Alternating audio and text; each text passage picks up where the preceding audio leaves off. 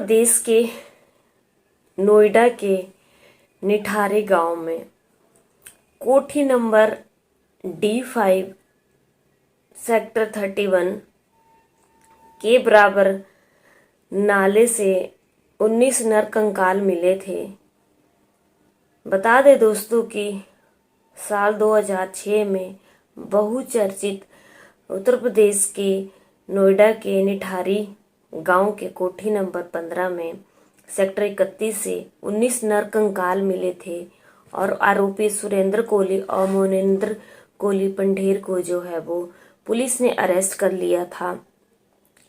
और जो बच्चों के माँ बाप हैं उन्होंने अपील की थी कि उनको जो है वो फांसी की सज़ा दी जाए। गाजियाबाद कोर्ट ने जो है वो इन दोनों को फांसी की सज़ा दे दी थी। गाजियाबाद की CBI कोर्ट ने इन दोनों को फांसी की सज़ा दे दी थी, लेकिन इलाहाबाद की हाई कोर्ट ने जो है वो अब इन दोनों की फांसी की सज़ा को जो है वो बरी कर दिया है। जी हाँ दोस्तों, राधे श्याम, आदाब, नमस्कार। आप सब लोग कैसे हो? उम्मीद करती हूँ आप सब लोग बहुत अच्छे से होंगे और राजी खुशी से होंगे। दोस्तों, आज की कहानी का रुख करते हैं देश के सबसे खतरनाक जुर्म जो हुए हैं उन कांडों में से एक सबसे बहुचर्चित, जो कि बहुत ज़्यादा चर्चा में एक कांड आया था, निठारी गांव का एक कांड, जिसमें बराबर के नाले से जो है वो कोठी नंबर D5 नोएडा के सेक्टर 31 की कोठी नंबर D5 के बराबर के नाले से जो है वो 19 नर कंकाल पुलिस ने बरामद किए थे। तो चलिए आज की कहानी का रुख हम उत्तर प्रदेश के सीधे ग्रेटर नोएडा के निठारी गांव से करते हैं। निठारी गांव में कोठी नंबर D5 सेक्टर 31 के बराबर नाले में जो है वो 19 नर कंकाल पुलिस को बरामद हुए थे। उसमें आरोपी सुरेंद्र कोहली और मोनेंद्र कोहली पंढेर को इलाहाबाद कोर्ट ने बरी कर दिया। सुरेंद्र कोहली के खिलाफ जो है वो 16 केस थे, जिनमें से 14 केसों में उनको फांसी की सज़ा मिल चुकी थी। तो वहीं पर मोनेंद्र सिंह पंढेर के खिलाफ 6 केस थे, उनमें से 3 में जो है वो उनको फांसी की सज़ा मिल चुकी थी। बता दें दोस्तों कि साल 2006 की घटना में एक बहुत ज़्यादा बड़ा कांड सामने आया था, जो कि निठारी गांव का एक बहुत ही फेमस कांड था। उसमें एक लड़की जो है वो वहाँ इनकी कोठी के बाहर जो है वो लोग जो है वो कोई पीको का काम किया करते थे, प्रेस का काम किया करते थे। वहीं उनकी 10 साल की बेटी जो है जब स्कूल में छुट्टियां पड़ जाती थी तो अपनी माँ के साथ पीको करने के लिए, प्रेस करवाने के लिए, हेल्प करने के लिए आया करती थी। तो वहीं साल 2006 की ये घटना है कि बेटी जो है वो माँ की पीको करवाने के लिए इस कोठी के बराबर वाली सिलाई वाली के घर में गई थी। सेक्टर 31 की कोठी नंबर D5 के बराबर वाली सिलाई वाली के घर जो है वो बेटी माँ की पीको करवाने के लिए माँ की चुन्नी लेकर के गई थी। लेकिन बेटी जो है वो वहाँ से वापस नहीं आई। माँ ने जो है वो बहुत ज़्यादा वहाँ पे खोजा, लेकिन लड़की बिल्कुल भी बाहर नहीं आई, ना लड़की वहाँ पे मिली। वहीं पे मोनेंद्र सिंह कोहली और मोनेंद्र कोहली पंढेर और सुरेंद्र कोहली जो है वो वहाँ पे खड़े हुए थे, लेकिन उन्होंने कुछ भी नहीं बताया। काफ़ी पूछताछ करने के बाद जो है वो सुरेंद्र कोहली और मोनेंद्र सिंह पंढेर ने जो है वो बताया है कि उन्होंने उनकी बेटी को जो है वो मार दिया है और मार करके नाले में फेंक दिया है। अब उनकी बेटी का सच कैसे सामने आया? जो उन्होंने उनकी बेटी को मार करके उस नाले में फेंक दिया था, उनकी बेटी का सच इस तरीके से आया कि इस कोठी पर जो है वो बहुत सारी लड़कियां आया जाया करती थी। ये साल 2006 की घटना है, जिसमें इस कोठी में बहुत सारी लड़कियां आया जाया करती थी। और एक दिन पायल नाम की लड़की भी जो है वो यहाँ पे रिक्शे से आती है, और जब रिक्शे से आती है तो उसने रिक्शे वाले को पैसे नहीं दिए और रिक्शे वाले को बोला कि वो भैया वहाँ पे रुक जाए और वो थोड़ी देर में ही अंदर से आकर के उसको पैसे देंगी। कोठी वाले के सामने जो है वो रिक्शा वाला वहीं पे खड़ा रहा और पायल नाम की लड़की जो है वो अंदर चली गई। अब पायल नाम की लड़की को जो अंदर मुनिंदर सिंह पंढेर था उसने नौकरी देने के बहाने बुलाया था। मुनिंदर सिंह पंढेर जो है वो वहां पे लड़कियों को नौकरी देने के बहाने ही बुलाया करता था। पायल भी उनमें से एक थी। अब पायल नाम की लड़की जो है वो अंदर कोठी नंबर D5 में जाती है, लेकिन वो वापिस नहीं आती है और काफी देर तक वो वहां पे खड़ी रहती है। जब वो रिक्शे वाला जो है वो अंदर जाता है, उसकी कोठी को नॉक करता है और अंदर जाता है, तो अंदर से सुरेंद्र कोहली और मोनिंदर सिंह पंढेर बताते हैं कि जो लड़की अंदर आई थी वो काफी देर से वहां से जा चुकी है।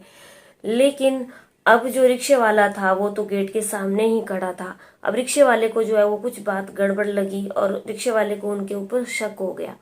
जब रिक्शे वाले को शक हो गया तो ये बात रिक्शे वाले ने सीधा उनकी वो जो लड़की पायल नाम की लड़की थी उसके घर वालों को बता दी। तो उसके घर वालों ने जो है वो पुलिस में कंप्लेन करवाई और जब पुलिस में कंप्लेन करवाई कि उनकी लड़की जो है वो इसी कोठी में आई थी लेकिन कोठी से वापस जिंदा नहीं निकली है और ना बाहर आई है, तो पुलिस ने जो है वो उन दोनों के ऊपर उस कोठी में छापा मारा और उस कोठी में छापा मारा तो पुलिस को वहां से बहुत सारी चीजें पता चली। और वो जो पुलिस उसके घर वालों ने बताया कि उस लड़की के पास जो है वो एक मोबाइल भी था और वो जो पायल का मोबाइल है वो काफी देर से स्विच ऑफ आ रहा है और स्विच ऑफ आने के बाद जो है वो उसका कोई भी अता पता नहीं है।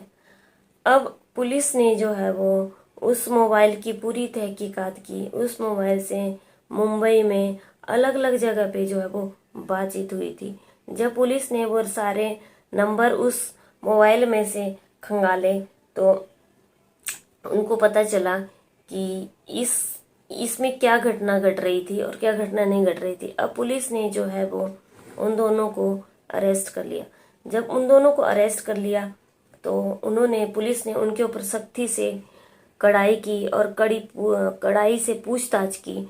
तो उन्होंने जो है वो उनको ये बताया कि उन्होंने उनकी बेटी को मार दिया है और मार करके उसको नाले में फेंक दिया है। बता दें दोस्तों कि सुरेंद्र कोहली पर जो है वो नेक्रोफिलिया बीमारी से ग्रसित था। सुरेंद्र कोहली जो है वो उत्तराखंड के अल्मोड़ा का रहने वाला था। वह सन 2000 में दिल्ली आया था और दिल्ली में एक ब्रिगेडियर के घर में खाना बनाने का काम करता था। बता दें कि सुरेंद्र कोहली जो है वो बहुत ही अच्छा खाना बनाने का काम करता था और जब वो खाना बनाने का काम बहुत अच्छा करता था तो वो जो है वो एक ब्रिगेडियर के घर में दिल्ली में काम कर रहा था। लेकिन वह कुछ टाइम के बाद जो है वो मुनिंदर सिंह पंढेर के संपर्क में आया और उसकी कोठी में जो है वो काम करने लगा। उसकी कोठी नोएडा के सेक्टर 31 में D5 थी और वो उस कोठी में काम करने लगा। अब सन 2004 में जो है वो मुनिंदर सिंह पंढेर का जो है परिवार पंजाब चला गया और मुनिंदर सिंह पंढेर उस कोठी में अकेला रहने लगा। जब वो उस कोठी में अकेला रहने लगा तो उसने जो है वो सुरेंद्र कोहली को उस कोठी में बुला लिया। अब वो दोनों उस कोठी में रहने लगे। बता दें कि उस कोठी में कॉल गर्ल जो है वो आया करती थी और वहाँ पे जो है वो जिस्म का धंधा चलता था और बहुत सारी लड़कियां जो है वो वहाँ आती थी जाती थी। और ये जो सुरेंद्र कोहली है ये नेक्रोफिलिया नामक बीमारी से ग्रसित हो गया। अब ये क्या करता था, ये जो उस कोठी के आगे छोटे छोटे बच्चे हैं उनको पकड़ लिया करता था और उनको मार दिया करता था, उनके साथ कुकर्म करता था और उनको जान से मार देता था। और जान से मारने के बाद जो है वो उस नाले में उन बच्चों को फेंक दिया करता था। अब मुनिंदर सिंह पंढेर के ऊपर जो है वो मुकदमा दायर हो गया कि वो वहाँ से देह व्यापार करता है और लड़कियों का वहाँ पे धंधा चलता है, जिस्म फरोशी चलती है और लड़कियां वहाँ से आती जाती रहती हैं और लड़कियों को वहाँ पे जो है वो बेचा जाता है। बाहर के देशों में लड़कियों को सप्लाई किया जाता है। वहाँ पे जिस्म फरोशी का जो है वो उनकी कोठी में ये धंधा चलता है। वहीं पर सुरेंद्र कोहली जो है वो बच्चों को मार करके उस नाले में फेंक दिया करता था। जब पुलिस ने इन दोनों को पकड़ लिया तो उन्होंने अपनी सच्चाई जो है वो सारी पुलिस के सामने बयान कर दी। सुरेंद्र कोहली ने बताया कि वह वहां से कोठी के आगे जो है वो गुजर रहे बच्चों को पकड़ लिया करता था, उनके साथ कुकर्म करता था और इसी नाले में उनको फेंक दिया करता था। अब पुलिस ने जो है वो इनकी निशानदेही के ऊपर उस नाले में जो है वो 19 नर कंकाल वहां मिले थे। पुलिस को कोठी से बराबर वाले नाले में जो 19 नर कंकाल मिले थे। 29 दिसंबर 2006 को गौतम बुद्ध नगर के निठारी इलाके में मोनिंदर सिंह पंढेर के खिलाफ जो है वो पुलिस ने उनको अरेस्ट कर लिया और मामले को सीबीआई के हवाले दे दिया।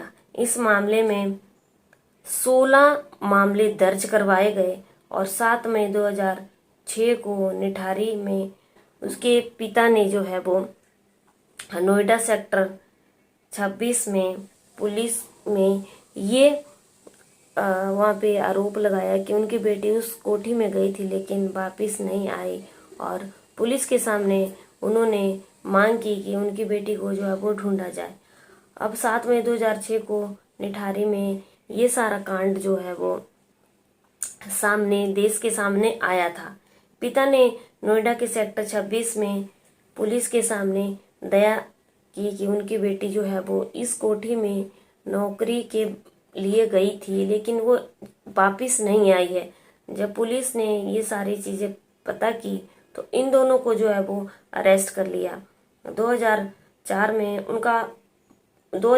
में मुनिंदर सिंह पंढेर का परिवार जो है पंजाब चला गया था और ये दोनों इस कोठी में रह करके जिस्म व्यापार का धंधा किया करते थे और उस कोठी पर लड़कियों को बुलाते थे।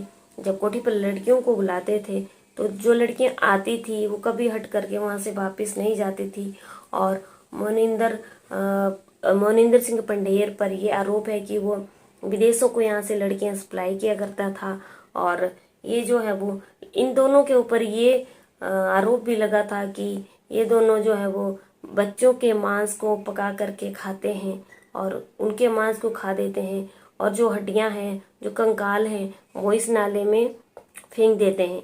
उस नाले में से जो 19 बच्चों के कंकाल मिले उनका डीएनए टेस्ट उनके माँ बाप से करवाया गया। जो बच्चे वहाँ पे खो गए थे तो उनका डीएनए टेस्ट जो है उनके माँ बाप से मैच हो गया तो पता चला कि ये बच्चे जो हैं वो इसी नाले में उसने काट करके फेंक दिए थे। तो ये सारा मामला जो है वो ये था जो कि 7 मई 2006 को ये निठारी कांड जो है वो बहुत ज़्यादा फेमस हुआ था। बाद में गाजियाबाद के सीबीआई कोर्ट ने जो है वो इन दोनों को फांसी की सजा सुना दी थी। बहुत सारे इनके ऊपर आरोप लगे लेकिन इन दोनों आरोपियों ने जो है वो सीबीआई के खिलाफ दया याचिका जारी की थी और इलाहाबाद हाई कोर्ट में इन्होंने जो है वो दलील की थी। तो अब इलाहाबाद हाई कोर्ट से जो है वो इन दोनों की फांसी की सजा को रद्द कर दिया गया है। वहीं पे जो इनके बच्चों के जो माँ बाप हैं, जो जिस लड़की की वजह से ये कांड सामने आया था, तो जो दूसरी वाली लड़की है जो कि सिलाई वाली के घर गई थी लेकिन वापस नहीं आई थी, फिर उसकी कहानी भी जो है वो निठारी कांड के सामने आने के बाद जो है वो फेमस हुई थी। जो पायल नाम की लड़की है जो इनके कोठी पे गई थी, उसी के बाद ये पता चला फिर बाद में कि यहाँ पे क्या क्या चलता है। उससे पहले जो है वो किसी को कुछ भी पता नहीं था कि इस कोठी में जो है वो कब से क्या क्या घटनाएं घट रही हैं, किसके बच्चों को मार दिया है और कितनों को इन लोगों ने खा लिया है मार करके, कितनों को नाले में फेंक दिया है। पायल नाम की लड़की के बाद ही ये घटना जो है वो पूरे देश के सामने आई थी। अब जो है इलाहाबाद हाई कोर्ट ने इन दोनों की फांसी की सजा को रद्द कर दिया है। वहीं पे उस माँ का कहना है कि इन दोनों को जो है वो फांसी की सजा मिलनी चाहिए। माँ जो है वो उत्तर प्रदेश सरकार योगी आदित्यनाथ से जो है वो इन दोनों को फांसी की सजा की मांग कर रही है कि जिस तरीके से इन लोगों ने हमारी बेटी को मारा था, हमारी बेटी को काट काट करके मारा था, योगी आदित्यनाथ की सरकार भी इन दोनों को फांसी की सजा लगाए, क्योंकि इन दोनों ने अपने ही मुंह से बोला था कि इन्होंने उनकी बेटी को मार दिया, काट दिया और नाले में फेंक दिया। तो कोर्ट जो है वो इन दोनों को बरी कैसे कर सकता है। वहीं पे कोर्ट का ये कहना है कि उनको जो है वो कोई भी सबूत सामने नहीं मिला है कि ये चीज़ें जो है वो उन्होंने स्वीकार की हैं, लेकिन उनके पास कोई ठोस सबूत नहीं है जिसके आधार पर जो है वो इनको फांसी की सजा दी जाए। उनके पास कोई ठोस सबूत नहीं है जिसके आधार पे उन दोनों को ये सजा दी जाए। वहीं पे जो है वो उसके जो उनके परिजन हैं उन्होंने उनकी कोठी के ऊपर खूब पत्थर बरसाए जब ये कोर्ट से सजा जो है उनकी रद्द हुई। वहीं पर जो और उनके मामले हैं उन पे जो है वो आगे की सजा वैसे ही कायम रहेगी, लेकिन फांसी की सजा फिलहाल अभी जो है वो बंद हो गई, उनको ख़त्म कर दी गई है। उन दोनों को फांसी की सजा से अदालत ने बरी कर दिया है। दोस्तों, आज की कहानी इतनी ही थी, लेकिन ये कहानी जो है वो 2006 में हुई थी और आज 2023 चल रहा है, यानी कि 4 साल 2006, 7, 8, 9, 10, 11, 12, 13, 14, 15, 16, 17, 18, 19, 20, 21, 22, 23, 3 साल ही 13 साल, 13, 4, 17 साल, 17, 18 साल हो गए इस केस को चले हुए। लेकिन उन माँ बाप के ऊपर क्या गुजर रही होगी जिनके बच्चों के साथ ऐसा हुआ था। जब अगर किसी ने जो है वो कितना कितना भयानक कुकर्म किया होगा ये कि कितना में इस कांड से हमें क्या सीख मिलती है। सिर्फ और सिर्फ इस कांड से हमें यही सीख मिलती है कि अपने बच्चों को कहीं पर भी अकेला न जाने दें, चाहे किसी की कोठी है, कोई भी दुकान है, अपने छोटे छोटे बच्चों को, नन्हे बच्चों को बिल्कुल ही अकेला न जाने दें। न जाने किस भेष में जो है वो राक्षस आगे बैठे हुए हैं जो बच्चों को खा जाएंगे। इंसान के रूप में राक्षस जो है वो पृथ्वी पर घूम रहे हैं। अपने बच्चों को, अपनी लड़कियों को कहीं पर भी ना जाने दे। दुनिया बहुत खराब है, बहुत जालिम बन चुकी है। तो आज की कहानी से ये सीख मिलती है और उन बच्चों के प्रति जो है वो हमारी संवेदनशील भावनाएं हैं जिनके नरकंकाल उस नाले में मिले थे। वो बच्चे जहाँ भी हो, भगवान उनकी आत्मा को शांति दे। और आज के वीडियो को मैं यहीं पे ख़त्म करती हूँ और कल की वीडियो में आप लोगों से फिर से मुलाकात होगी एक नई जुर्म के साथ। चैनल को सब्सक्राइब नहीं किया दोस्तों, सब्सक्राइब कीजिए। जय हिंद, जय भारत।